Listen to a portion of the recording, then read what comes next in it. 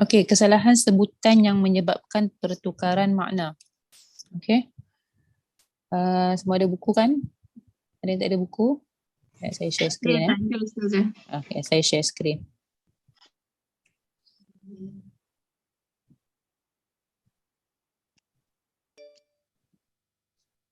Baik.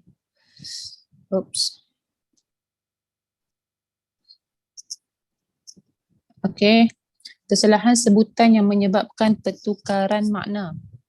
Itu dia kata kat sini, salah sebut makna berubah. Itu kita baca dalam Al-Quran.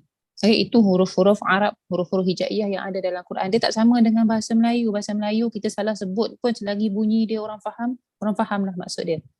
Kalau kita tengok orang Perak S, dia sebut saya ataupun saya ke macam mana pun orang akan faham. Dia sebut itu maksudnya merujuk kepada diri dia. Tapi bahasa Arab dia lain.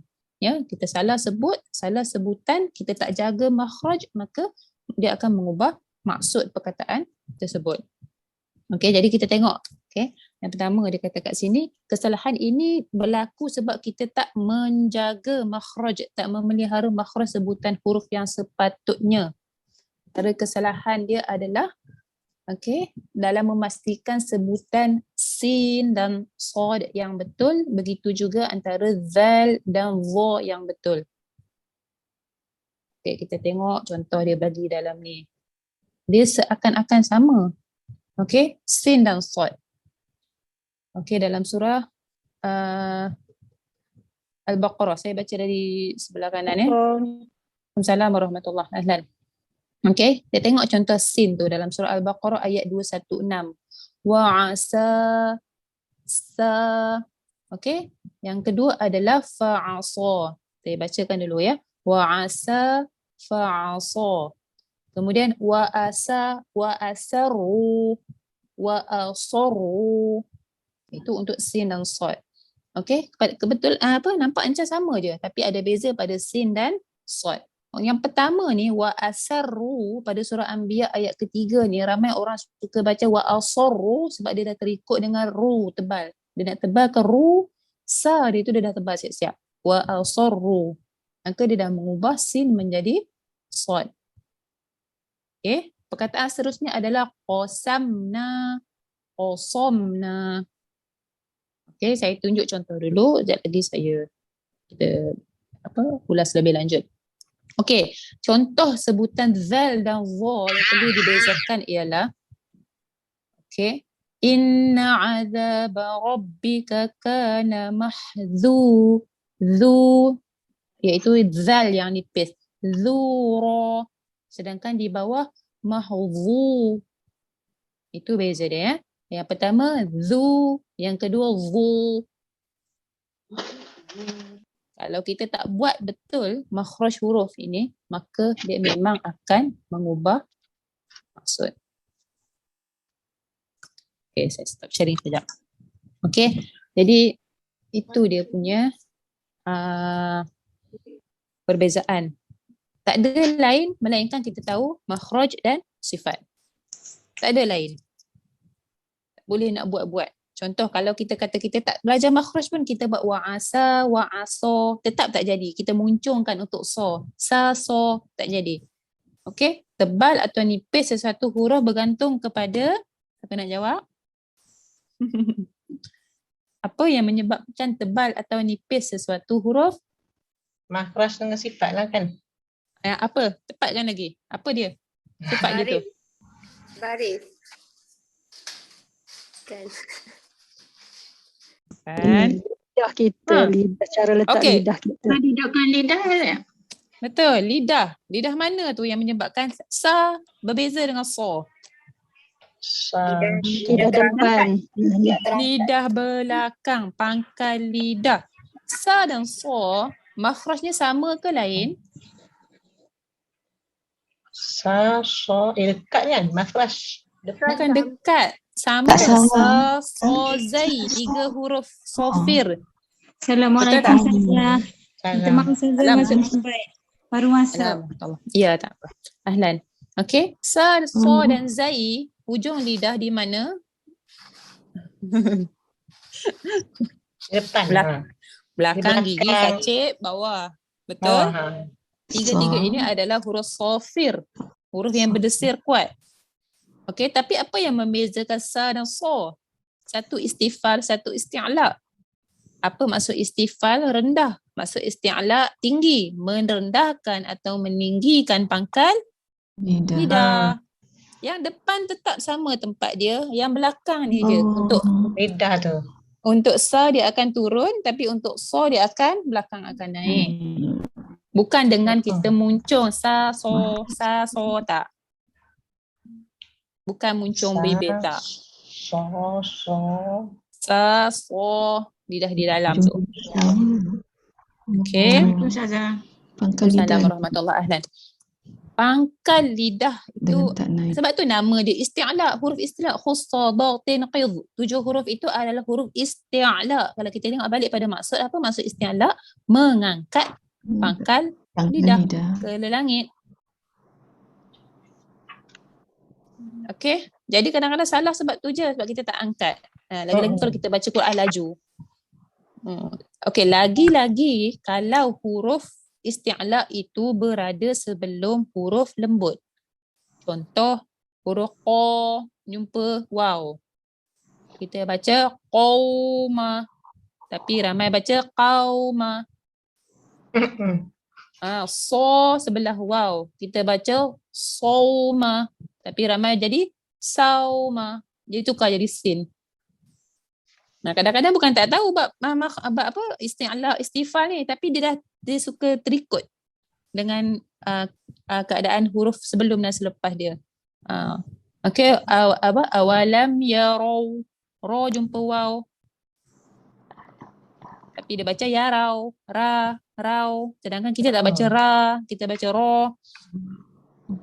Okey, kadang-kadang bukan sebab kita tak tahu makhraj sifat tak. Tapi kita kadang-kadang nak sebut tu laju tu, nak baca tu laju, dia terikut tamat. Waw huruf lembut. Jadi jadi qau, rau, gau, khau, wala khaufun. Salahlah khaufun. Kita tak baca kha, kita baca khaufun. Khaufun bukan khaufun. Sebab banyak sangat dalam Al-Quran. Okey? Jadi kita tertukar. Jadi yang pertama pentingnya makhraj dan sifat. Macam sad dan sin makhrajnya sama, tapi sifat dia menjabatkan dia huruf lain, jadi lain. Sama juga yang kedua tadi dia kata zal dan zo. Sama tak makhraj zal dan zo? Sama. Kat mana tu? Lama tak dengar pasal makhraj ni. Kat mana tu? Ujung lidah kena gigi kacip bawah. Gigi kacip atas. Di bawah gigi kacip atas. Gigi kacip. Hujung lidah di bawah gigi kacip ni, gigi depan ni. Okey? Kita letak hujung lidah di situ. Tapi apa yang membezakan zal dan za? Isti'la dan istifal. Zal istifal, merendahkan yang belakang, yang dalam tu kita tak payah angkat za. Macam tadi mahzu, zu. Yang pertama mahzura. Datang yang kedua nampak macam sama je perkataan dia, tapi huruf za pula. Mahzu. Zura. Beza ya. Untuk untuk zu dan zu. Okey. Jadi bila kita baca Quran, kalau kita rasa kita tak sempat nak ijaz lidah kita, jangan baca laju. Kalau siapa yang ada peluang masuk tahsin tu jangan baca laju. Kalau kita dah cakap tak apa. Okey. Itu adalah antara kesalahan-kesalahan sebutan yang boleh menyebabkan pertukaran makna.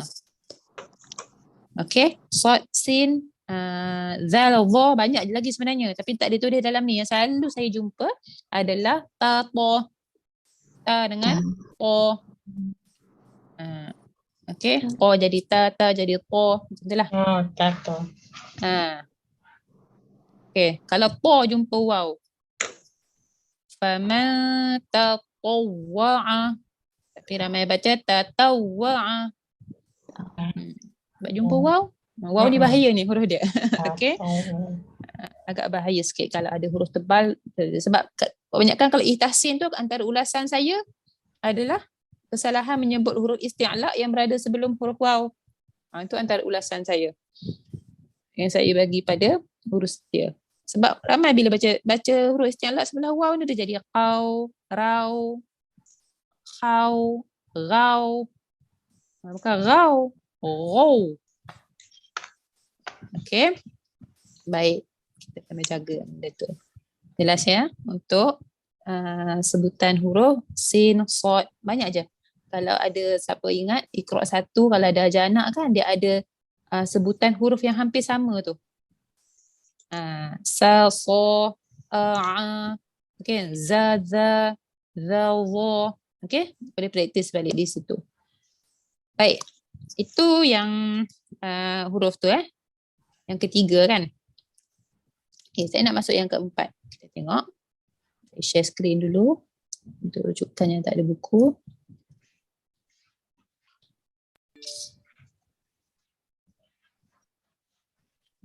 Sorry. Mana dia?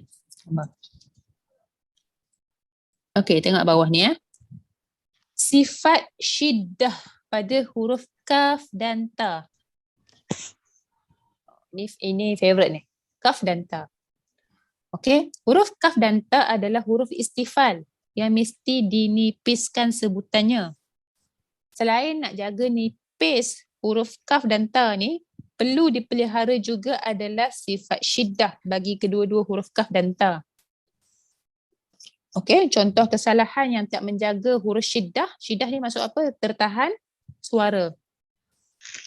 Okey, berlaku pada lafaz-lafaz seperti berikut. Ini dia bagi contoh. Okey, dia bagi contoh innaka kunta ma salakakum bisyirkikum wattaqu fitnatan la tusiban dengan allazina tatawaffahumul malaikah. Okey, dia kata kat sini sifat syiddah ni bermaksud tertahan suara. Oleh itu ciri syiddah ni perlu dipelihara semasa menyebut huruf kaf dan ta. Ini dapat dipastikan dengan tidak melebih-lebihkan sebutan hingga hasilkan ciri sifat rokhawah. Okey, saya berhenti kat situ ya. Kita tengok. Sekejap.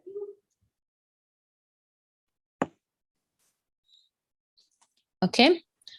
Kaf dan ta. Okey, dalam buku dia hanya tulis tentang sifat syiddah. Okey, tapi saya nak tekankan tentang syiddah dan hamas. Syiddah dan hamas. Okey, kalau betul tak kaf dan ta huruf syiddah dan hamas? Ya. Betul ya? Ya. Okey. Kalau kita tengok pada huruf hamas yang lain, semua bukan syiddah. Huruf hamas yang lain, dia bukan syiddah. Dia apa? Yang qalqalah tu. Rokhawah. Rokhawah, betul, tepat. Huruf syiddah yang lain, semua rokhawah. Fa, contohnya, fahathuhu syakhsun sakat, itu huruf hamas. Fa huruf rokhawah. Kalau kita sebut, kita kena lepaskan bunyi af. Ha huruf rokhawah, ah.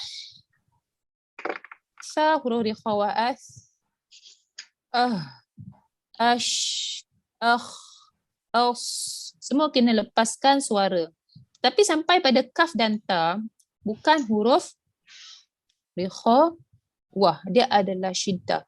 Jadi macam mana nak buat huruf kaf dan ta yang mana ada syiddah tetapi juga ada hamas? Yang mana tahu, kita tahu syiddah ni maksudnya tertahan suara. Bila tertahan suara, maksudnya macam mana sesuatu huruf itu boleh tertahan suara? Sebab makhraj dia kena secara kuat kepada dinding makhraj. Dia tutup kuat, maka dia akan jadi syiddah. Suara tak boleh tahan suara. Sedangkan kalau af, contoh hamas kan, af, tarik khawah kan, gigi dengan bibir tapi tak boleh rapat. Kalau rapat jadi up, hamas tak boleh nak buat. Okey, tapi yang ini tertahan suara tapi dalam masa yang sama kita nak lepaskan nafas. Macam mana? Tak ada cara lain, dia mustahil benda tu berlaku dalam serentak. cara kita nak buat kaf dan ta, dia mesti syiddahkan dulu, kemudian hamaskan. Syiddahkan dulu, kemudian hamaskan. Kena syiddah. At maksudnya letak kuat. At, makhraj ta di mana?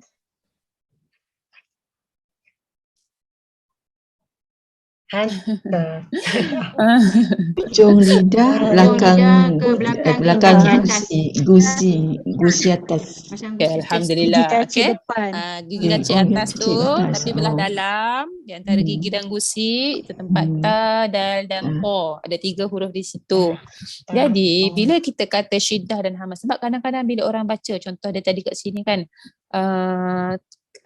ta kan, dia jadi itu yang dia kata tu, dia nak elakkan daripada berlaku rikhawah. Syiddahkan dulu. Letak kuat. Kemudian hamaskan. Hamas dia sikit sahaja.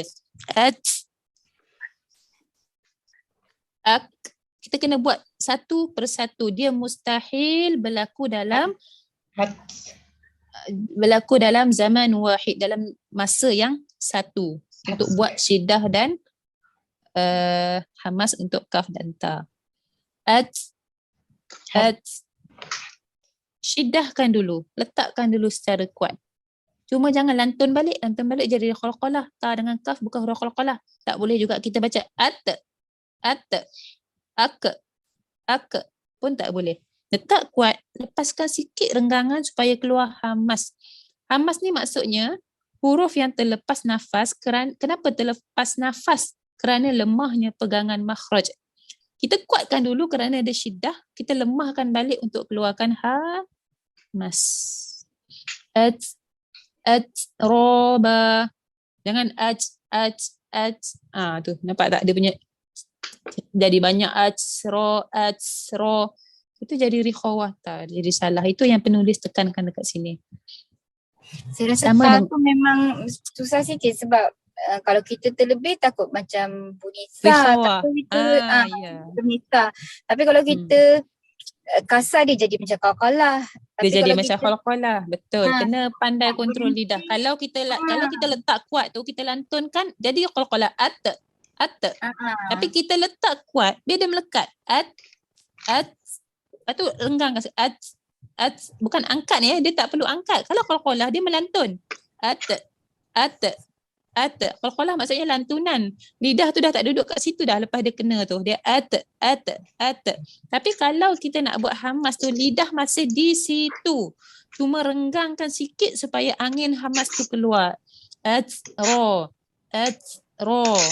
Macam tabat siada. Ya. Okey.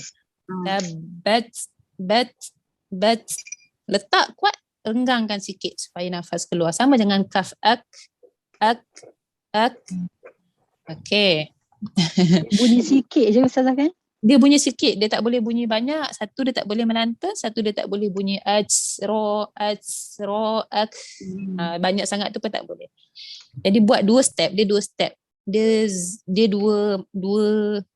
dua masa yang berbeza tetapi dia bersambung berturutan. Okey. Baik. Macam ni betul Ustazah? Mana? Mana? Cuba baca. Allahu Akbar. Letak dulu akbar. Dia sikit saja ya, jangan akbar. Boleh itu jadi qalqalah. Akbar ke tu qalqalah. Baik. Okey, baik. Okey, itu dah selesai tentang kesalahan huruf sebutan yang menyebabkan pertukaran makna. Baik, kalau yang angin ke hamas ke sifat-sifat ni dia tak adalah sampai jadi kesalah lahnu jali. Contoh kan tentang qalqalah tak qalqalah tu. Tetapi yang pertama tadi, nombor 3 tadi, sin jadi sad, zal jadi dha, ta jadi qa. Itu adalah lahnu jali. Itu adalah kesalahan besar kalau kita silap sebab kita dah tukar huruf. Contoh makan jadi makam. Kan? Kita ajak orang, jom pergi makam. Orang nak ikut tak? Di kubur. Bagi kubur kan? Macam tu lah umpamanya dalam bahasa Arab. Kalau kita salah di segi sebutan tebal dan nipis ni, dia menukar huruf. Maka dia jadi satu kesalahan besar. Sedangkan kalaulah panjang, pendek, contoh 4 harakat, 2 harakat jadi 3 harakat. Okey, jadi 2.5 ataupun dengung tu kurang sikit sempurna ataupun dia tidak sampailah nujali. Okay, tapi kalau menukar huruf ni adalah satu kesalahan yang berat lah. Kena jaga. Betul, kena jaga dan kena buat. Betul. Okay, kena cuba sebut dengan betul. Baik. Okay. Baik, itu kaf, ta. Okay, kita masuk pada huruf yang kedua ya. Yang kedua ni nak masuk tentang huruf-huruf isti'la. Yang saya sebut tadi lah sebenarnya dah ada dah kat sini kan. Huruf isti'la adalah huruf-huruf yang sentiasa dibaca dengan tebal.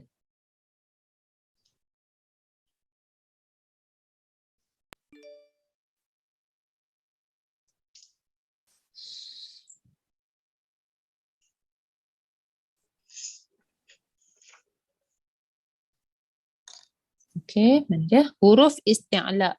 Huruf yang sentiasa dibaca dengan tebal.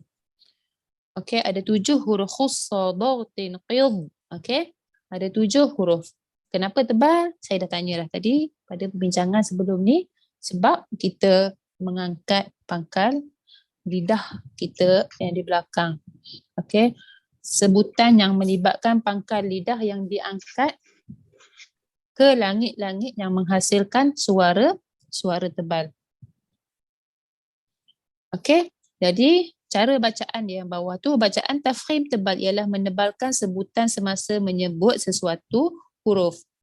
Ulang benda yang sama lah. Okey, dia ada kata kat sini cara berikut boleh dijadikan panduan. Mengangkat pangkal lidah ke langit-langit, mengembungkan mulut. Saya pun tak tahu kenapa dia tulis mengembungkan mulut. Okey, sebab yang saya belajar tak adalah mengembungkan mulut ni lah. Kita angkat pangkal lidah tu insya-Allah akan jadi tebal. Kalau kita kembung mulut pun tapi pangkal lidah tak angkat, dia tak akan jadi tebal juga. Okey, menebalkan sebutan huruf tersebut, menjaga hak-hak huruf yang ada yang sepatutnya bagi sesuatu sebutan huruf adalah tuntutan dalam mencapai ketepatan bacaan Al-Quran.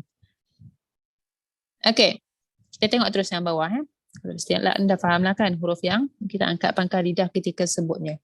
Yang kalau bahasa Melayu dia seolah-olah macam huruf ada O di belakang lah. Bo, to, vo, ro, ko. Okay. Okay, dia ada tahap-tahap ni. Tebal tak tebal ni. Dia ada tahap. Bukan semuanya tebal dia sama tak. Okay, tahap-tahap tafkhim huruf isti'la. Tahap-tahap ketebalan huruf isti'la. Bila masa dia tebal betul, bila masa dia kurang tebal dan sebagainya.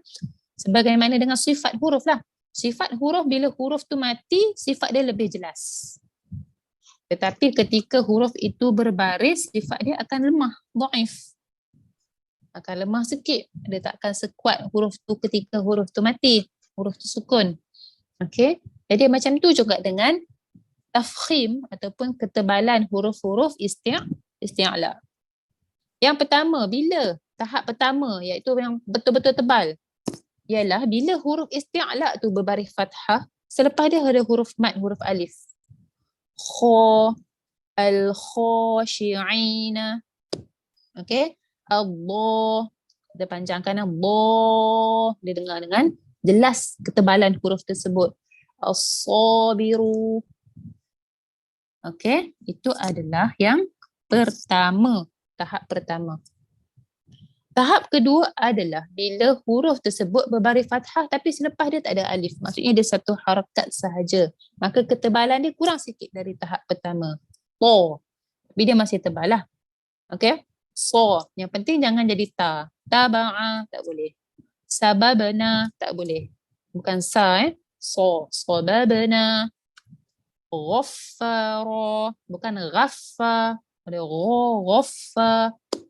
Okey, maka yang kedua ini tahap ketebalan dia adalah kurang sedikit daripada yang pertama. Yang ketiga, bila huruf tersebut berbaris dhammah, maka ditebalkan pada tahap ketiga kurang sikit daripada yang kedua. Waddu, waddu, qutila, zufurin. Tapi kita tetap kena tebalkan untuk bezakan dia. Contoh, janganlah kita baca wadduha, waddu. Itu dal. Kutila, itu kaf. Kutila. Tebalkan, angkat pangkal lidah belakang. Kutila. Zu. Kalau kita baca dengan zu, dia jadi zal. Zu, zufur. Kena zu, zufur. Baik, itu tahap yang ketiga. Tahap yang keempat, apabila huruf isti'la tidak berbaris, yakni sukun, maka ia ditebalkan pada tahap keempat yang kurang sedikit daripada tahap ketiga. Yadribu, yadlib. Waktu ni, kita kena jaga sangat dia punya sifat. Macam bo tadi dia ada rikhawah, dia tak ada qalqalah. Yadlib pun dia ada rikhawah, dia kena tebal. Yakhsha pun rikhawah. Okey. Wa yukhrijukum ikhraja wa yut'imun. Baik.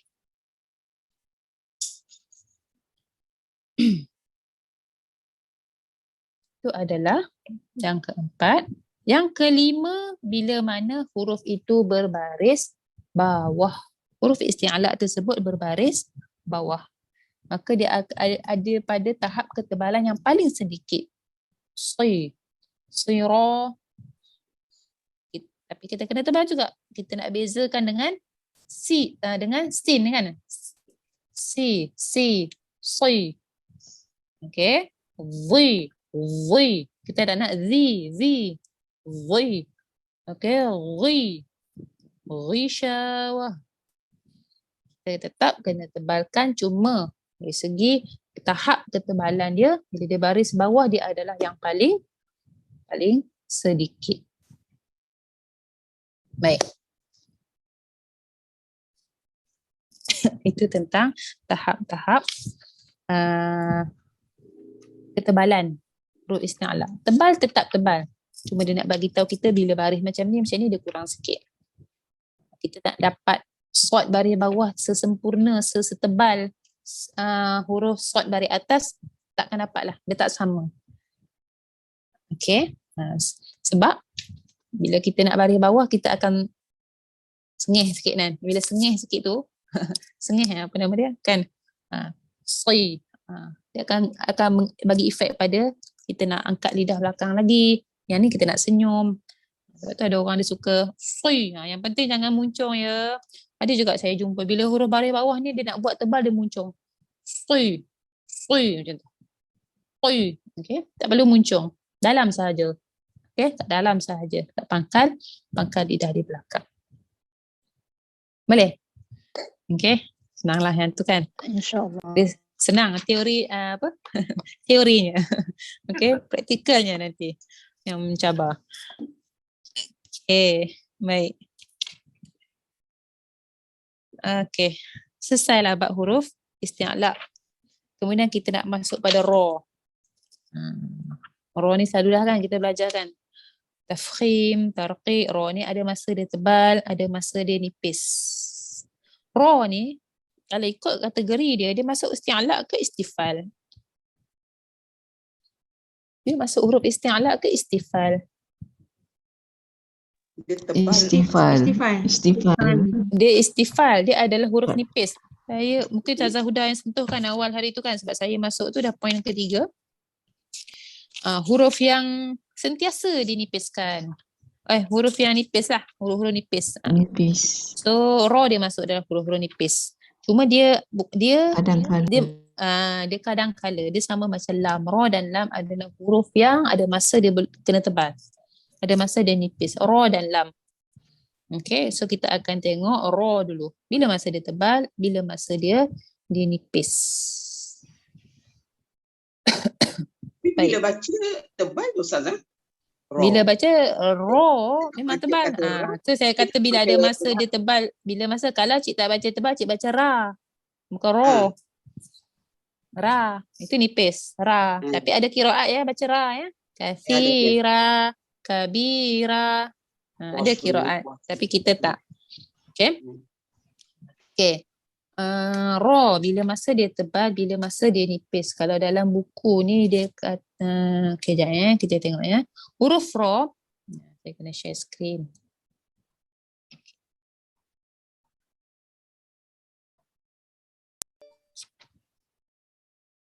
Okay. Huruf ro tipis, tebal atau tebal dan nipis. Tipis, tebal atau tebal dan nipis. Maka dia ada 3. Huruf yang sentiasa ni, huruf yang nipis, kita baca dia kena nipis. Kita baca dia kena tebal. Ataupun kita baca dia ada pilihan kita boleh tebal ataupun nipis. Okay, huruf ro adalah dari golongan huruf istifal.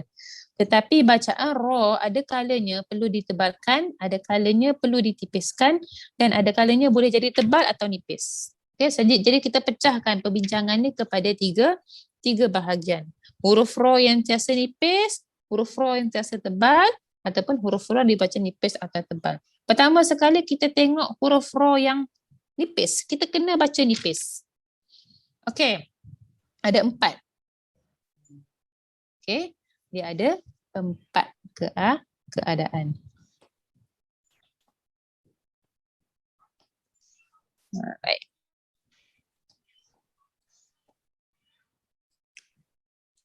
Okey ada 4 keadaan. Okey, ada 4 kat sini. Yang pertama ya, huruf ro itu baris bawah. Dan huruf bersabdu yang baris bawah. So macam mana kalau kita kata huruf ro ni baris bawah ni baca nipis? Ri. Kita tak rul tak. Dia ri. Okey. Bibir kita bahagian kiri dan kanan ini kena lebarkan.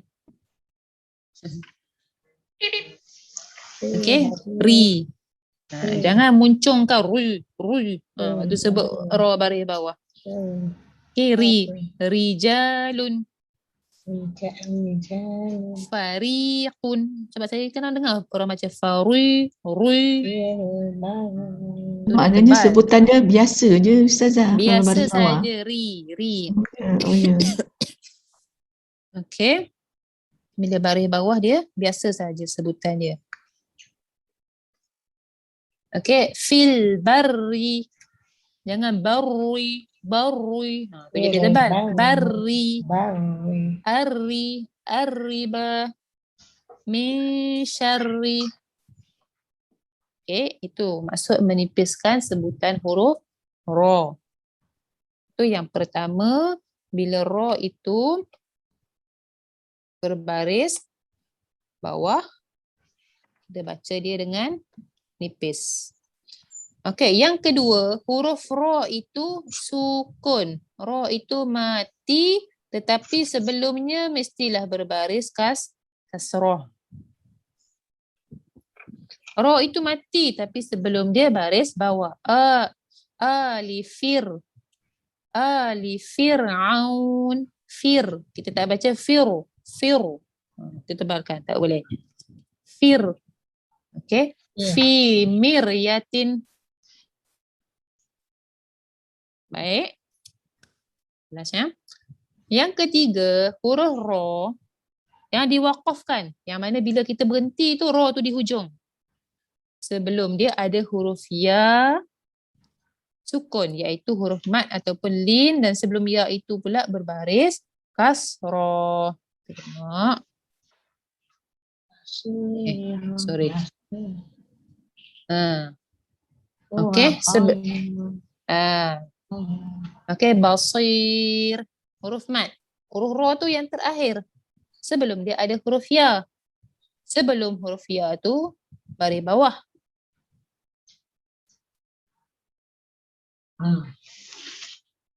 Okey, ataupun yang kedua, huruf ro itu huruf terakhir. sebelum dia ada ya. Sebelum ya tu baris atas dia jadi madlin. Maka semua madlin, kalau semua madlin, kita kena nipiskan. Huwa khair.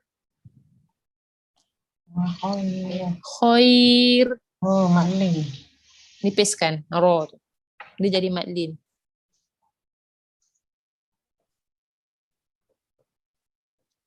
Baik. Jelas ya? Yang keempat, huruf ra yang sukun kerana waqaf. Sebelumnya huruf sukun juga. Tapi yang sebelumnya itu bukan huruf isti'la dan sebelum huruf itu juga berbaris bawah. 'Allamakumus sihr. Sukun. Mana wakaf? Kalau yang pertama tadi, kalau ra tu mati, kita tengok sebelum dia. Sebelum dia baris bawah, ra tu nipis. Tapi ini dah kita tengok sebelum dia pun mati, tengok sebelum dia lagi tu baris bawah. Maka dia akan nipis. Yang penting yang sebelum dia tadi bukan huruf isti'la. Baris bawah lah ni maknanya kan. Tapi Ya. Ustazah, yang Semua baris Ini- bawah, nipis. ra tu depan dia baris atas. Ra tu depan dia baris atas. Okey, ra tu depan dia baris atas ada jadi masalah sebab bila kita berhenti ra tu mati. Bila ra dah mati, kita nak kena tengok apa? Kita dah tak boleh tengok ra dah. Kita kena tengok sebelum dia. Sebelumnya. Okey, sebelum dia pula mati. Tengok juga yang mati tu isti'la ke bukan. Tengok sebelum dia lagi. Baris bawah. Maka nipis. Tapi kalau ra tu ada baris, itu dah masuk perbincangan lain kejap lagi. Sebab sekarang yang nipis dulu. Nipis ni kalau maknanya baris bawah Ya, baris bawah. Tapi dia ada terikat dengan, dia senang je. Kalau memang baris bawah sebelum dia, insya-Allah dia nipis, kecuali kalau ada melibatkan huruf isti'la. Itu je. Ingat macam tu, senang. Okey. Jadi kalau sebelum dia tu memang huruf biasa, bukan huruf isti'la, huruf istifal maksudnya istifal, selepas dia istifal tak ada masalah. Okey, tengok pada baris bawah je. Okey, kita akan nipiskan ra. Baik ya. Ustazah, yang basir tu, yang nombor 3 tu Ustazah, dia sebelum dia tu huruf isti'la. Betul. Tapi bukan ya tu. Yang dimaksudkan huruf isti'la tu sebelum ra itu. Kalau sod itu sebelum dan sebelum. Dua kali. Okey. Dua kali sebelum. Dua kali sebelum. Okey, ini betul-betul sebelum ra tu. Bukan isti'la. Nah, macam yang contoh bawah tu, 'allamakumus sihr. Okey, ha tu bukan isti'la. Ashabul hijr. Okey, jim itu bukan isti'la. Maka nipis. Okey, dia kata kat situ perlu dipastikan bibir kita ni jangan muncung. Bila kita bibir suka muncung ni yang dia jadi tebal. Contoh kan, 'allamakumus sihr. Sihr.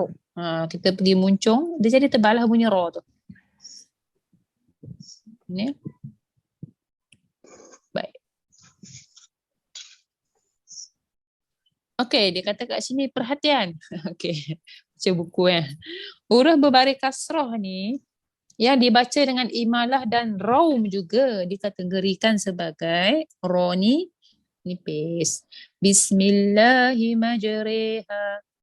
Reha, kita tak baca roy, tebal ra tu tak. Nipis ke ra. Okey.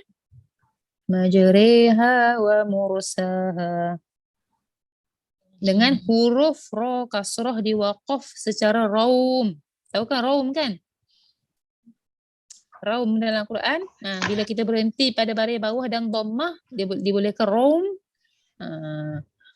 Wal asr. Apa maksud raum ni? Bunyi ujung tu. Bunyi sikit. Bunyi baris itu 1/3 harakat. Baris adalah 1 harakat, tapi 1/3 orang yang dekat saja boleh dengar. Wal asr. Wal asr. Dia sikit saja ri. Tapi ri tu kena nipis sebab ri tu baris bawah. Okey, tapi jarang kita buat bacaan raum ni. Kita raum dekat satu tempat je, tak manuna. Itu pun kita ishmam. Kita jarang orang pilih raum dekat tak manuna ni. Ramai orang suka ishmam. Tak manna. Jarang orang tak manna. Jarang lah. Sebab rasa susah kot nak sebut satu harakat senang lah kan. Nak sebut 1/3 harakat tu susah. Betul. Okay. Dia jarang lah orang buat raum ni. Okay, cuma dia nak bagi tahu kita lah. Ketika raum, imalah itu adalah hukum ra tarqiq. Ra yang ni nipis.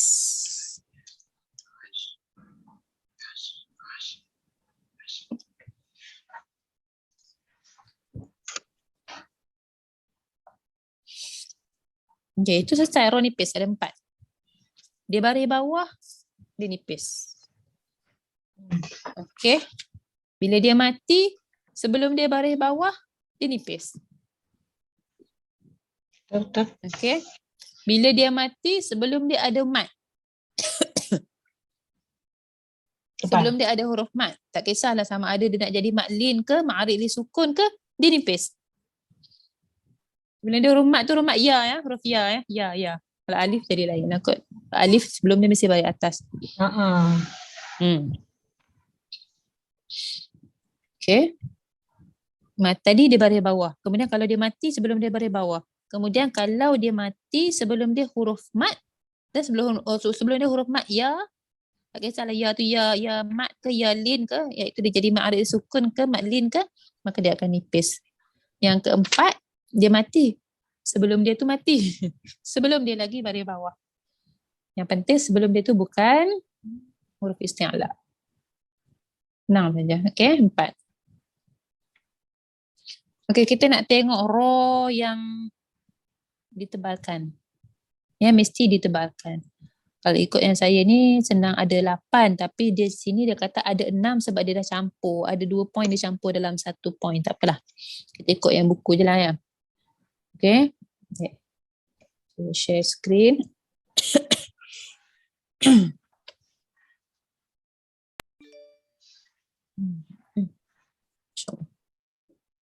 Nampak ya?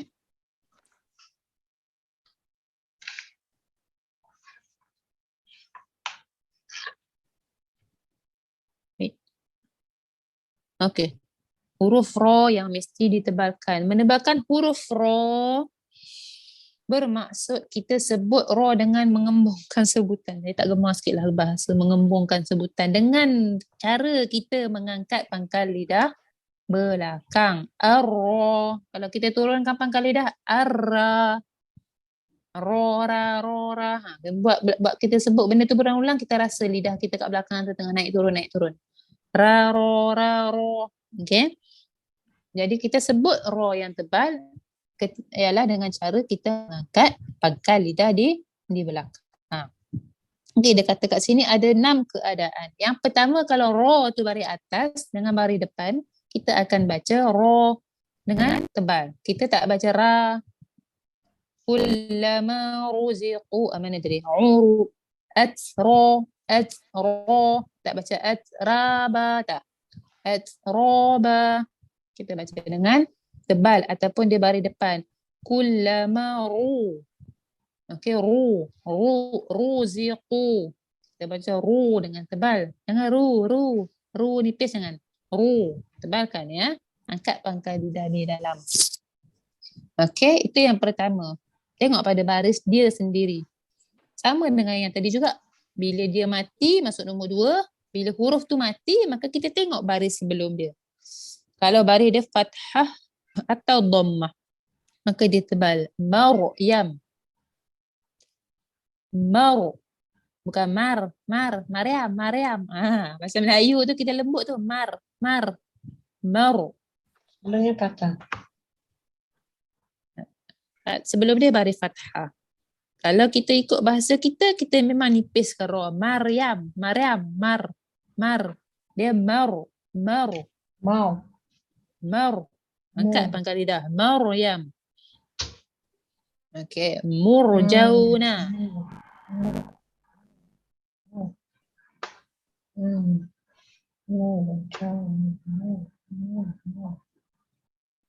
Okey. Yang kedua, tu yang kedua. Yang ketiga, sama macam tadi, bila kita berhenti, ra tu mati, kita tengok sebelah dia, sebelum dia, ada huruf mat alif atau waw. Kalau tadi tu ya. Tapi ini alif atau waw. Kemudian sebelum itu pula berbaris fathah atau dhammah. Senang cerita. Ma'arif sukun lah ni. Tapi ma'arif sukun yang melibatkan alif dan waw. Kalau nipis tadi ma'arif sukun yang ya. Tapi ini alif dan waw. Minhul anhar. Ra tu kita tebal. Anhar. Okay. Tukhfis sudur. Jangan anhar. Anhar. Itu nipis. Anhar. Tebal karo. Okay. Jelas ya. Itu yang ketiga. Yang keempat. Allah Akbar. Huruf ra, bila kita berhenti dia mati, sebelum dia ada huruf sukun yang bukan huruf mat. Betul kan? Dan sebelum itu pula huruf berbaris fathah ataupun dhammah. Okey. Wakafkan. Bila kita waqaf ra tu mati. Kemudian sebelum dia mati, kita tengok baris sebelum dia tu. Dia fathah atau dhammah dia jadi tebal. Ya. Okey.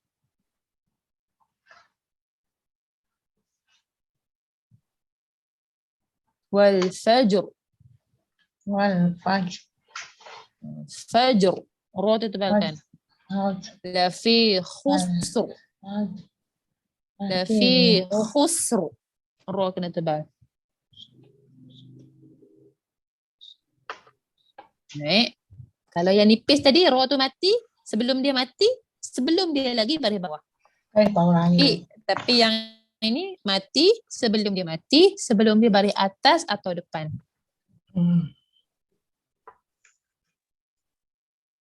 Okey, kalau tadi kita kata banyak melibatkan baris bawah saja, tapi kalau untuk huruf tebal ni atas dan depan. Baris atas dan baris depan. Okey. Baik, kita tengok yang kelima. Huruf ra dia mati sebelumnya ada hamzah wasal yang dikasrahkan secara bukan asal. Faham tak yang ni? Saya nak kena tulis sikit.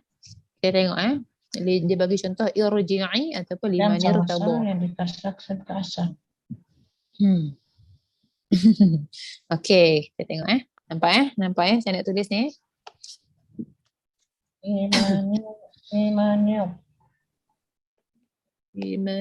Kenapa kalau kita tengok secara kasar kita nampak ra tu nun tu baris bawah, betul tak?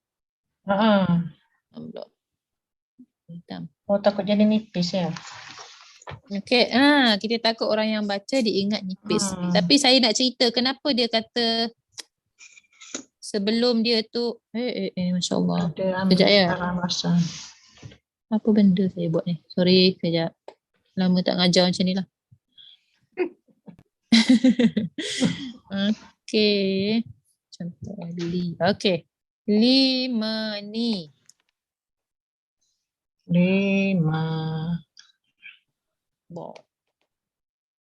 Okey. Limani tabo. Okey, saya tak nak tulis baris lagi kat situ. Titik tak jelas Ustazah. Titik tak jelas. Oh, titik nak kena besar sikit. Tu dia. Titik. Okey, jap. Saya ni. Sorry lah.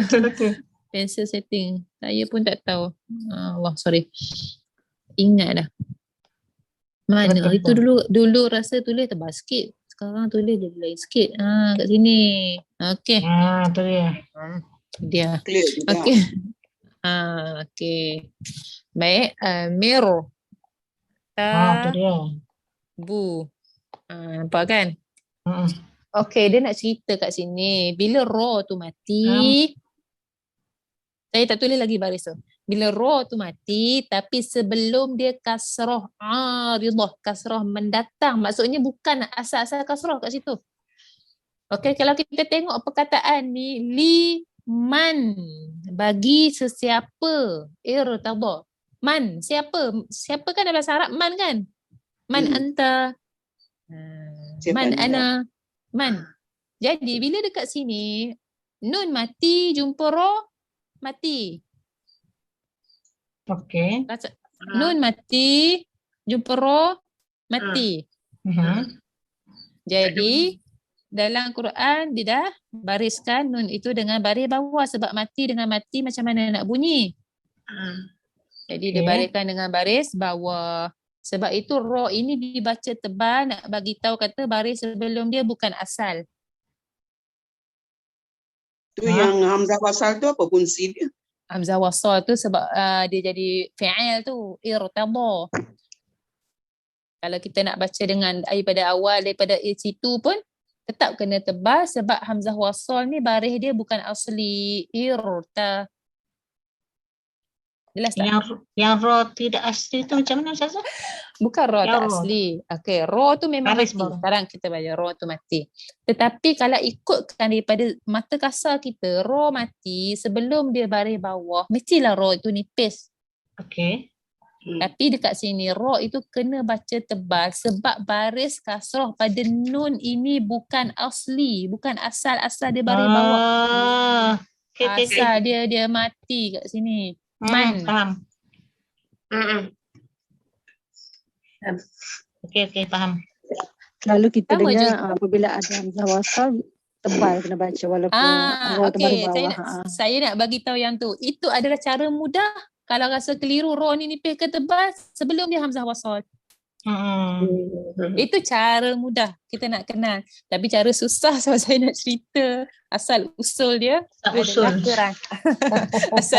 asal usul hukum tu kenapa dia jadi nipis, sebenarnya bukanlah sebab hamzah wasal tu nak jadi petunjuk je pada kita, senang. Tapi sebab dia nak bagi tahu kita baris sebelum dia tu ghairu asliyah, bukan asli. Baris itu aridah, mendatang. Sebab kalau mati juga nun, jumpa ro mati, macam mana nak baca? Tak boleh baca. Ya, Sama juga dengan bawah tu asal dia perkataan ini adalah bahasa Arab. Wazan apa tah? Jazam, huruf jazam ni Salah. Saya orang yang bahasa Arab. Asal dia Betul dia Jadi dia letakkan baris bawah. Baris bawah ini yang kita panggil kasrah aridah. Baris yang mendatang. Jadi ro ini kena tebal. Sebab apa? Sebab mim ini baris dia bukan asal. Tapi nak senang tengok saja pada ada hamzah wasal. Baru faham. Faham. Kalau susah nak tahu mana, kadang-kadang sebab kita ni bukan orang Arab, kita bukan tahu man ni apa, ni apa, betul tak? Betul. Kalau orang Arab dia tahu dah mana boleh baca lima ni, ini man ni, maksudnya siapa? Ini ruta betum, satu lagi, ini ruta betum. Satu lagi ya. Ini macam ni. Inir tabtum. Ini pun asal-asal dia nun ni mati. Jika. Maksudnya jika. Jika bahasa Arab adalah nun mati. Tapi sebab mati bertemu mati tak boleh dibunyikan, maka didatangkan kasrah aridah, maka ro ini dibaca tebal nak menunjukkan baris sebelum dia itu bukan asli ya. Tapi cara mudah kita tengok ada hamzah wasal. Okey, sama irji'i, dia bagi contoh irji'i, asal perkataan tu roja'a. Baris pada hamzah wasal memang bukan asli sebab dia bergantung pada huruf ketiga pula. Jadi dia boleh jadi i, dia boleh jadi a, dia boleh jadi u. Jadi sebab tu dia panggil bukan asli dia punya baris. Kita baca tebal irji. Kita tak baca tak tebalkan. Boleh? Okey, faham. Tadi panggil istilah asli aridah. Aridah, asli. Macam kita panggil aridah, macam tu sebutan dia. Aridah. Okey, macam kita baca mad arid li sukun. Arid tu mendatang lah tu. Sukun yang Okey. mendatang. Sama dengan ini kasrah itu mendatang. Mendatang tu Kasrah maksudnya apa? Arabik. Asal dia bukan itu. Tapi dia jadi tu atas sebab-sebab tertentu. Macam kita baca Alhamdulillahi Rabbil Alamin. Kenapa kita panggil ma'arif disukun?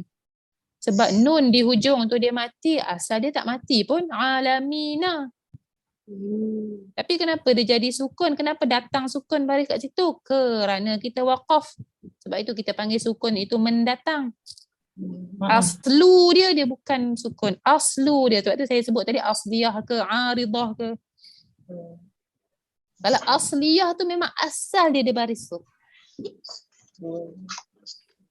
Okay. Kalau asliyah asal dia baris tu. Tapi kalau aridah ni dia mendatang. Dia asal-asal dia bukan macam tu. Tapi disebabkan kerana sebab-sebab tertentu dia jadi baris tu. Macam ma'arif dia sukun. Mad yang berlaku kerana ada sukun yang mendatang. Itu istilah ma'arif dia sukun.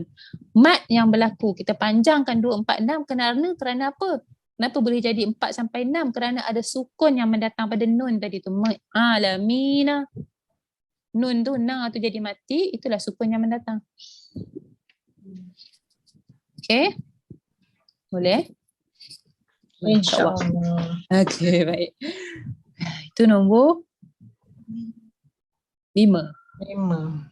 Kita pergi pada nombor 6. Huruf ra. Mati. Ra mati. Ra sukun, ra mati. Sebelumnya huruf istifal yang berbaris. Kalau ikutkan tadi, kalau ra mati sebelum dia baris bawah, nipis kan? Tetapi selepasnya ada huruf isti'la. Tambah sikit nota situ, huruf isti'la itu mestilah bukan berbaris bawah. Sebab kalau dia berbaris bawah, dia masuk dalam yang kejap lagi yang boleh baca 2 cara. Tambah sikit. Bukan berbaris bawah. Ra tu mati sebelum dia baris bawah. Tetapi selepas dia ada huruf isti'la. Isti'la itu bukan baris bawah. Maksudnya dia baris atas atau baris depan. Okey. Contoh kat sini qirtasin. Qir. Kita baca tebal. Qir. Tak baca qir. Sebab apa? Sebab ada ta tu. Ta itu huruf isti'la. Okey, qirta. Kita tak baca qir. Ta. Okey. Kullu fir. Bukan fir. Okey, angkat dalam firqah. Labil mir. Mir. Bukan mir. Mirsad. Okey. Banyak juga sebenarnya ra ni, tapi bila kita kadang-kadang sebab kita dah biasa, dah jumpa selalu, dia akan ingat, dia akan bacaan tu jadi betul kan.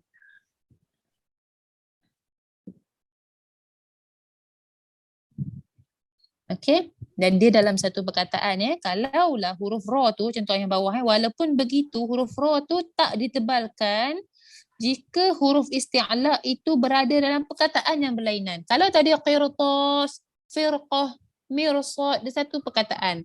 Yang bawah tu wa anzir qaumaka. Ra tu mati sebelum dia baris bawah, tapi qaumaka tu duduk pada perkataan baru selepas dia. Lepas tu ni dia tak jadi tebal.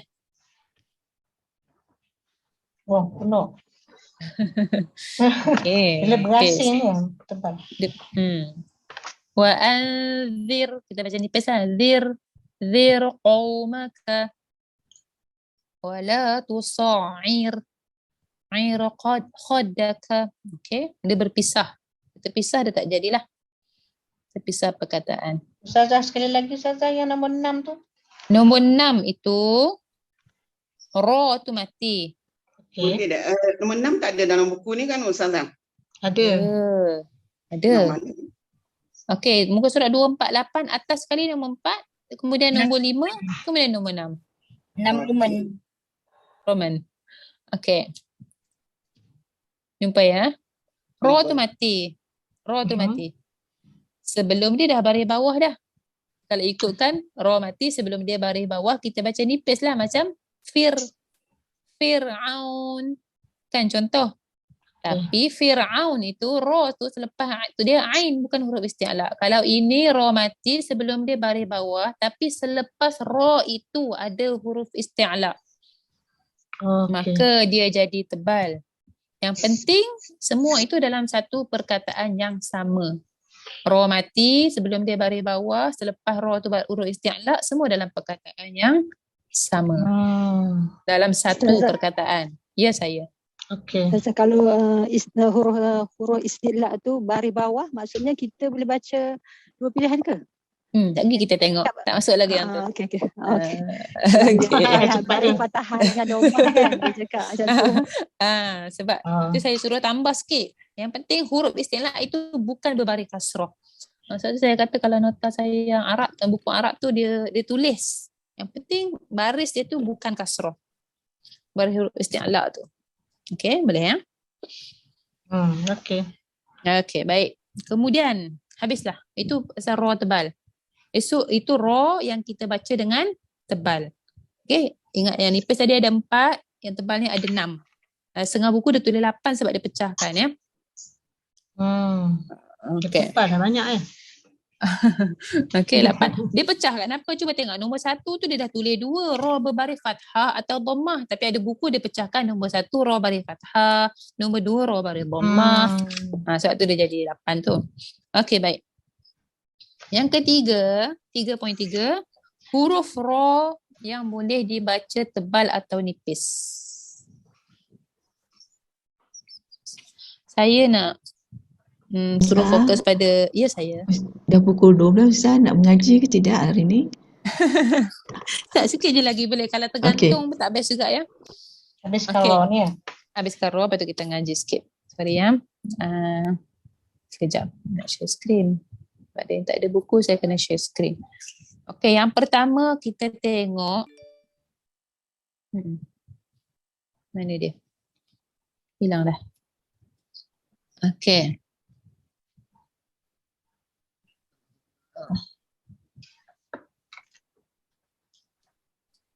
Okey, yang pertama kita tengok huruf ra yang boleh baca tebal atau nipis adalah huruf ra yang kita waqaf pada perkataan misra. Huruf waqaf pada huruf ra pada perkataan misra boleh dibuat tebal atau nipis, tetapi menebalkannya adalah lebih baik. Kita takut confuse. Kalau ikut ni kalau ikut ni sebab ra itu mati sebelum dia ada huruf isti'la yang sukun, tetapi sebelum sukun itu baris bawah. Ra mati sebelum dia huruf isti'la, tapi sebelum huruf isti'la itu baris bawah. Kenapa? Saya nak tanya, saya nak cerita kenapa dia boleh pilih dua-dua, kenapa boleh tebal, boleh nipis. Dia boleh tebal kerana sebelum ra itu huruf isti'la, tetapi dia boleh nipis kerana sebelum huruf isti'la itu baris bawah. Kita bila baca baris bawah memang nipis. Tapi sebab bila kita baca mios, ra tu jadi sod tu jadi tebal kan? Jadi sebab itu ra itu dibolehkan tebal. Mios. Riyoporo. Nak nipis pun boleh. Ikut mana yang kita rasa senang nak buat. Boleh? Ini saya lari sikit daripada buku ya. Saya ambil contoh lain. Itu je yang pertama. Yang dalam buku dia dalam buku ada buku baris, tapi kalau kita berhenti ra tu mati. Tapi sebab dia tetapkan perkataan tu. Dia tak payah letakkan perkataan. Kita tengok pada huruf tu saja. Dia tetapkan perkataan. Dia ada perbincangan ni. Kalau misra mana lebih aula, nak tarkib lebih baik ke, nak tafkhim lebih baik ke. Tapi mudah cerita, kita boleh di antara salah satu. Cara nak kenal dia, ra tu mati sebelum dia huruf isti'la, sebelum huruf isti'la tu baris bawah. Kalau mati, kalau sini dia tulis dibaca tipis kerana perkataan sepatutnya tipis ketika wakaf. Alasan dibaca tebal. Dia cerita kat situ alasan. Alasan baca tebal sebab huruf yang sepatutnya dibaca sebab kerana huruf dan yang sepatutnya dibaca tebal ketika wasal. Huruf tu kalau wasal dia kena baca tebal, misra. Sebab tu dia kata kalau berhenti elok tebal. Tapi alasan orang yang kata kenapa nipis adalah kerana perkataan ini sepatutnya dibaca nipis ketika waqaf. Sebab tu saya kata pening kalau nak ikut pada alasan kenapa ada orang pilih tebal lebih baik, kenapa ada orang pilih nipis lebih baik. Okey, tapi dia orang masing-masing ulama kita ni, imam ni semua ada alasan tertentu, sebab tertentu kenapa dia orang kata nipis itu lebih baik, kenapa dia orang kata tebal itu lebih baik. Macam ini contoh yang dia kata misra tadi kan, saya ambil satu ya, misra. Kenapa ada yang kata tebal dan ada yang kata kita baca kat sini tebal boleh, nipis boleh. Okey, tebal lebih baik. Kenapa tebal lebih baik? Sebab huruf ra ini bila kita berhenti, bila kita baca ra itu sepatutnya baca dengan tebal, dan huruf sebelum dia pun huruf isti'la, huruf tebal. Yes. Ra tu sendiri baris atas sepatutnya baca tebal, dan huruf sebelum dia pula memang huruf isti'la, huruf tebal. Kenapa pula ada yang kata baca dengan nipis? Kerana bila kita waqaf memang kena baca nipis, sebab bila kita waqaf rujuk pada tajuk kita tadi ra nipis, ra yang mati, sebelum dia huruf mati, sebelum dia baris bawah baca nipis. Ya. Itu alasan-alasan. Baca adalah nipis atau tebal, dua-dua boleh. Itu kesimpulan. Macam mana bunyi yang nipis? Bunyi nipis milsri. Milsri. Milsri. Ri itu itu nipis. Yang kita berhenti tu ya. Kalau tebal kalau tebal misr. Kalau tebal misr. Misr. Ra tu bunyi tebal. Boleh? Buat mana yang mudah sebab ini adalah pilihan. Ustazah nak tanya, kalau kita baca nipis huruf ra tu, sedangkan hujung lidah kita kena gulungkan sikit kan? Jadi kalau kita baris bawah, maksudnya kita tak perlu gulungkan sikit lah di hujung lidah tu kalau ikut cara Bukan. Nipis atau tebal adalah pangkal lidah. Hujung lidah tetap kena langit. Kalau tak, dari mana nak keluar bunyi ra? Dari mana nak datang getaran? Ya. Tu yang jadi sebab tu saya selalu tekan tu, tebal ke nipis ke bukan sebab lidah depan tu kena tak kena langit. Lidah depan kena tak kena sebab itu makhraj ra. Tak kena tak jadi huruf ra. Betul. Belakang lidah nak tentukan ra tu jadi nipis atau tebal. Maksudnya kalau baris bawah kita turunkan sikit lah. Kita turunkan pangkal lidah tu.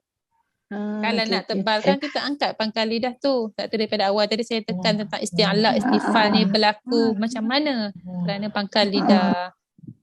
Okey. Sorry saya terus lanjut. Dah 12:14. Yang kedua, dua benda je. Satu yang ini misra dengan qitrin ni. Yang kedua, yang tadi tu, yang bila mana saya kata ra, yang tadi yang saya turut tambah nota tu, huruf ra tu sukun sebelum dia baris bawah, selepas dia huruf isti'la. Yang tadi tu saya turut tambah nota, huruf isti'la tu bukan baris bawah kan? Kalau dia baris bawah, dia duduk dekat yang point ini. Ustazah buat nota kat board tu sebab saya tak reti tau. Okey, boleh. Nak wording kan. Boleh. Ra tu mati sebelum dia baris bawah, selepas dia huruf isti'la. Tetapi huruf isti'la itu berbaris bawah. Kalau yang tadi isti'la itu bukan baris bawah. Okey. Ra mati sebelum dia baris bawah. Selepas tu datang huruf isti'la. Kalaulah isti'la ini baris atas atau baris depan, dia masuk dalam ra tu tebal.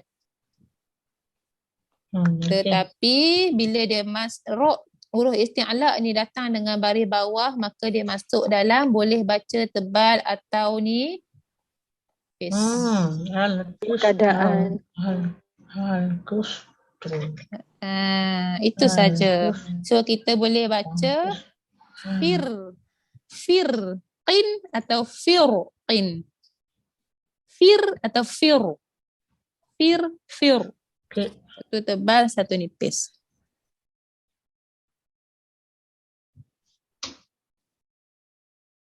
Sama juga Boleh? dengan yang qir. Allah, Qir tu tadi, qir tu ada. tadi dia mesti tebal sebab selepas dia huruf ta itu baris atas. Bila dia baris atas atau depan dia memang wajib tebal. Tapi bila dia baris bawah huruf isti'la tu dia jadi dua pilihan. Boleh? Jelas Sekarang kita dah masuk poin ketiga ni. Ra yang boleh dibaca tebal atau nipis. So dia ada dua sahaja. Pada perkataan misra, qitra, qitrin tadi ataupun pada firqin ni. Ra yang dibaca nipis ada 4, ra yang dibaca tebal ada 6, ra yang dibaca tebal atau nipis pilihannya ada 2. Ini sebelah dia ni Ustazah? Sebelah dia tu saya tak bukan tak. Tulis 2. Lagi pening je dah sampai 5. Lagi 5 ni. Lagi pening. Betul. Nanti yang tahu video dah. Ambil 2 tu. Ambil 2 dulu. Ambil 2. Ustazah tahu video ya. Faham. Boleh insya-Allah.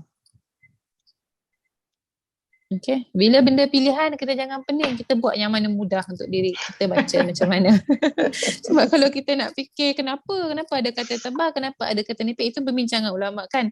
Tapi bolehlah untuk kita ambil tahu kan, tak ada masalah. Kan? Cuma kita boleh baca dengan dua-dua cara. Dua-dua cara adalah diterima. Kalau yang memang nipis memang kena nipis. Kalau yang memang tebal memang kena tebal. Baik. Subhanallahazim. Okey. Tamamlah.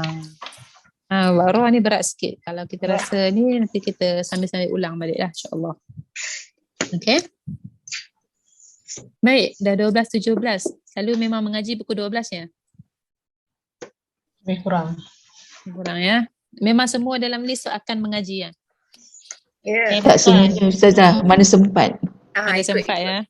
Senarai nama. 5 baris orang. Lupa tadi saya rasa macam nak terus lagi. Dia tak habis lagi tu sebenarnya. Ada lagi tu huruf lam pula. Tapi tak apa nanti.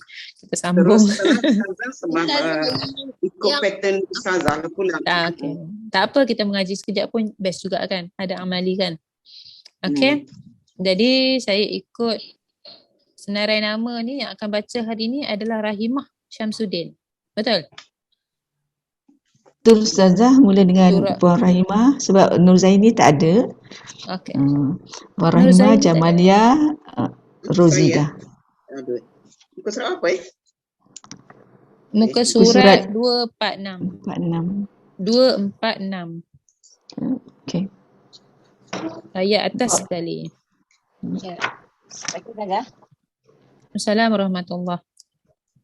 Baca ya. Baca. Ya.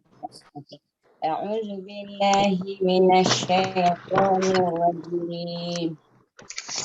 Ya bani yazhabu fatahassasu min Yusuf wa akhi.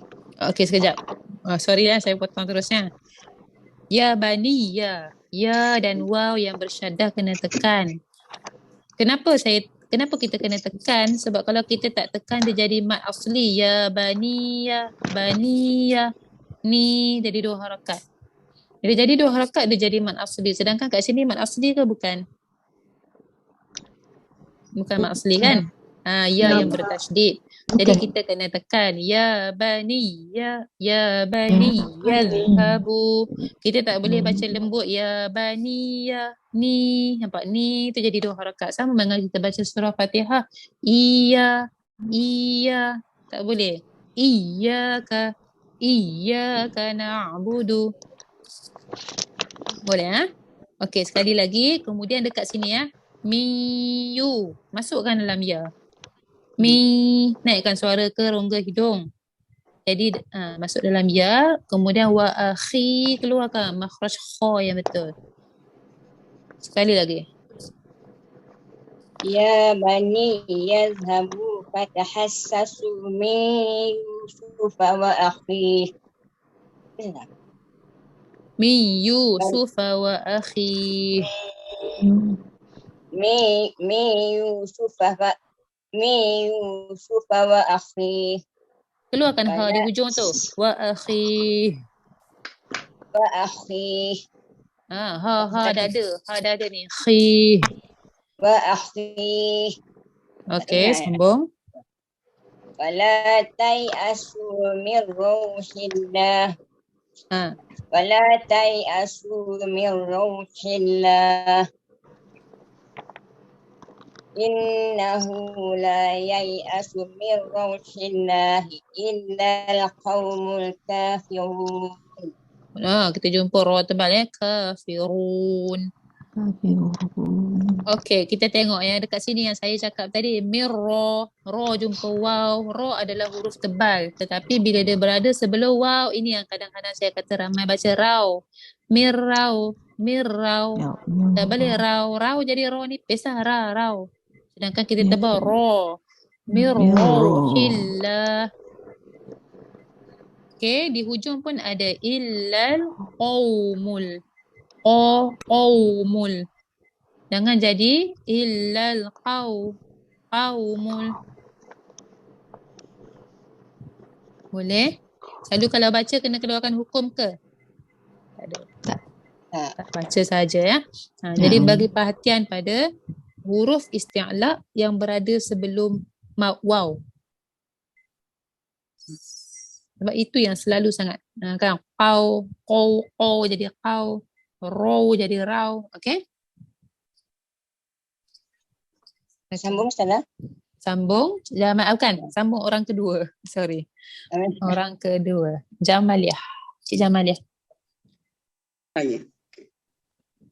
A'udzubillahi minasyaitonir rajim. Falamma daqalu alai. Saya pendek-pendek ya Ustazah? Baik. Kalau nak pendek, alai. Ha tu keluarkan. Ha di hujung-hujung ni kena keluarkan betul. Okey, saya ulang. Falamma daqalu alai. Qalu ya ayyuhal azizu massana wa ahlana durru wa ji'na bi bidha'atin. Ya. Kalau nak bunti tak boleh baca tin tu. Ya, bidha'ah. Saya mula ni. Ambil wajibna. Wajibna bi bidha'atin apa ni kat mata kurang nampak sikit. Mula balik. Wajibna bi bidha'atin musjah fa'awfi lanal kaila wa tasaddaq alaina. Ulang balik fa'awfi lana.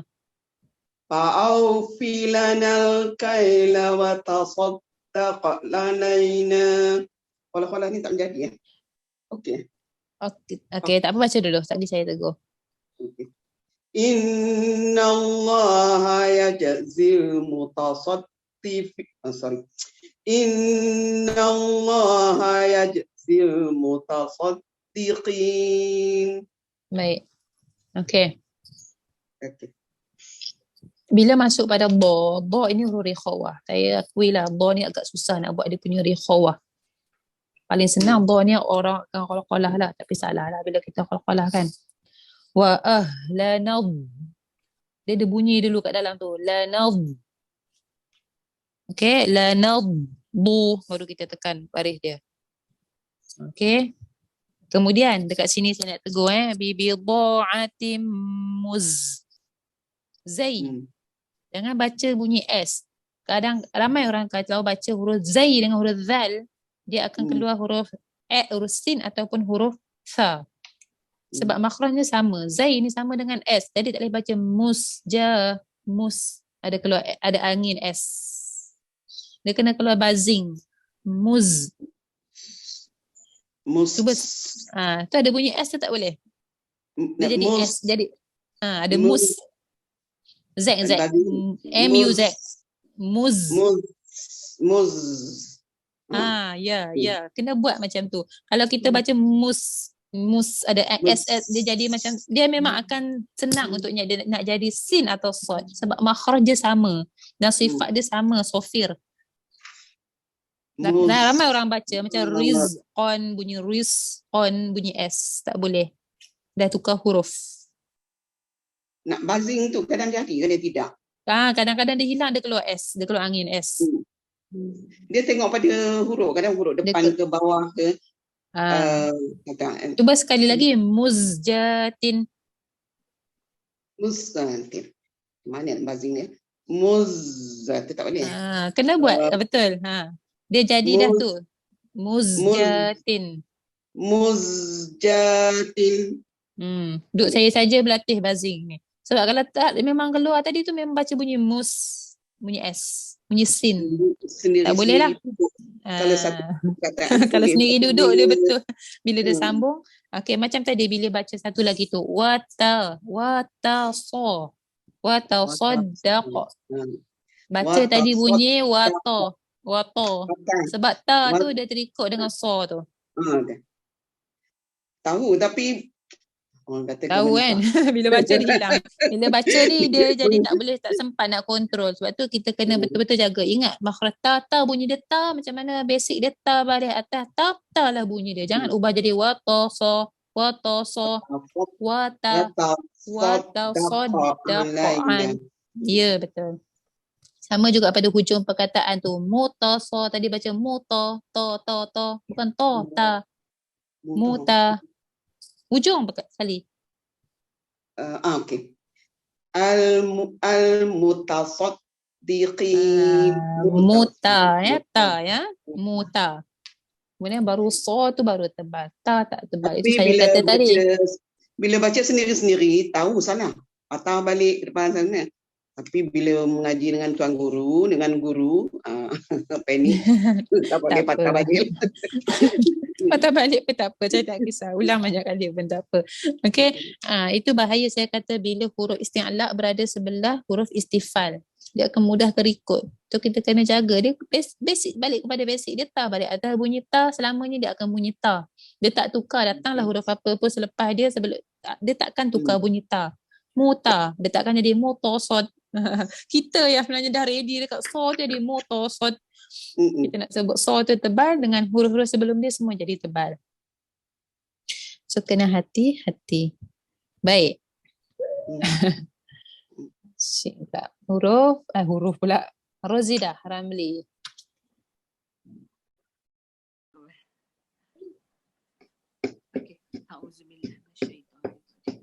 Qala hal alimtum ma fa'altum bi Yusuf wa akhihi id antum jahilun. Okey, sebab kalau boleh jangan pisahkan Yusuf dan adik dia dan saudaranya. Oh ni akhi ingat orang saudara tu, masya-Allah. Makcik ingat wow tu boleh berhenti sambung, bukan dia? Tak, bukan semua maksud. Bukan semua wow kita boleh okay. Ni kan macam langit dan bumi, dunia dan akhirat. Kalau boleh benda tu tak cantik lah kita pisahkan. Yusufa akhi, sampai akhi sajalah. Wa akhi. Lagi sekali ke tak ya? Kalau rasa boleh sambung terus, nafas cantik, cuba baca terus. Cuba. Sekali lagi, qala kena jaga. Jangan qa. Jangan sama macam tasin kan. Qala. Dia tak ada angin. Jangan qala. Qa ada sikit tu tak nak. Qala. Qala hal alimtum. Qala hal alimtum. Tu bunyi qa, bunyi kaf. Qa, dalam lagi. Qa. Ya. Qala hal alimtum ma fa'altum bi Yusuf wa akhihi iz antum jahilun. Hilang. Jahilun. Okey tak apa ya. Iz antum jahilun. Okey lah tu, kena jaga pada maksud pun juga ya. Qa kena jaga. Qa. Tazah qa tu muncul mulut boleh? Qa. Tanya saya tak boleh. Alah nak suruh dalam. Dia lidah je kat belakang tu. Itulah. Mulut Qala, jadi juga. qala. Baris atas dia kena buka mulut. Qala. Nah, jangan Jadi ko juga takut bila kita Ustazah baca bila macam relax je. Wah, Makcik baca macam tekan benar pula rasanya. Kola. Cuba dia lidah je. Tak apa lama-lama kalau dah biasa dia akan biasa. Kalau kita bila Dia kita baca macam relax. muncung, Kola boleh. lidah kita pun dia akan terganggu kan. Bunyi dia tak cantik. Qala. Okey, lama-lama kita biasa insya-Allah. Kena cuba je. Qala. Okey. Masya-Allah. Baik Okey, saya nak tekankan pada perkataan iz. Zal adalah huruf rikhawah. Saya tegur ni bukan sebab acik baca saja. Kerana pengalaman daripada tahsin dan sebagainya. Iz ataupun salah satu huruf yang macam zai tadi. Kalau zai tadi dia bunyi dia jadi sin. Kalau zal ini bunyi dia jadi sa. Sebab makhrajnya sama dengan sa. Iz and iz. Jadi keluarkan Z yang betul, cuma lidah kena dekat bawah gigi kacip. Iz. Oh, Z juga dia ya? Z. Z. Zal, Zai, Dho, Rozek. Saya suka cakap huruf ni sebab senang nak bagi orang bayang. Zal, Zai, Dho. Dia adalah huruf Z. Cuma tahap buzzing dia tu tak sama. Kalau Zai ni buzzing dia kuat sebab dia huruf sofir. Macam tadi yang Cik Jamalia baca. Apa tadi? Muz. Bila zal dia ada buzzing juga, tapi buzzing dia takkan sekuat zai sebab dia bukan sofir. Tapi dia huruf rikhawah kena lepaskan zai dia tu. Buzzing dia tu iz. Kalau dha dia tebal pula. Dia pun z juga tapi yang tebal sebab dia huruf isti'la. Okey.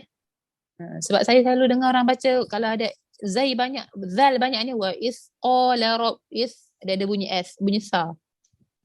Kena bunyi Z. Wa iz qala. Okay, itu adalah benda-benda yang kita kena jaga bila kita baca Al-Quran. Sebab kalau bunyi sa tadi, iz jadi huruf sa lah. Jadi tukar huruf dia jadilah nujali. Baik. Okay. Saya nak tanya dulu sebab dah 12.30. Nak sambung ke? Nak berhenti? Berhenti pun boleh kan ketua kelas? Berhenti lah kot. Berhenti Ustazah. Ustazah aku dah penat dah. Berhenti Ustazah. Berhenti. Lalu berhenti. Sebab berhentilah Ustazah. Sebab tadi dah Itahsin ni kalau dah 6 orang dia lambat sikit. Dia habis pukul 10.50. So ada masa sekejap dia tadi gap. Okay, kita berhenti. Tadi baca sampai Cik Rozidah. Yang bawah tu saya minta maaf, tak sempat. Saya cubalah nanti. Saya ni kalau dah boleh cakap, dia tak boleh berhenti. Cik baik ketua kelas ingatkan. Pukul 12 dah. Sampai tak boleh berhenti cakap. Kita belajar dua-dua. Okay. Okay. Alhamdulillah. Okay. Nanti kita ulang sikit lah. Yang raw tu kalau ada tak faham, nanti saya post video tu. Kalau ada tak faham, tanya balik. Okay. Okay, baik. Wallahualam. Ada soalan?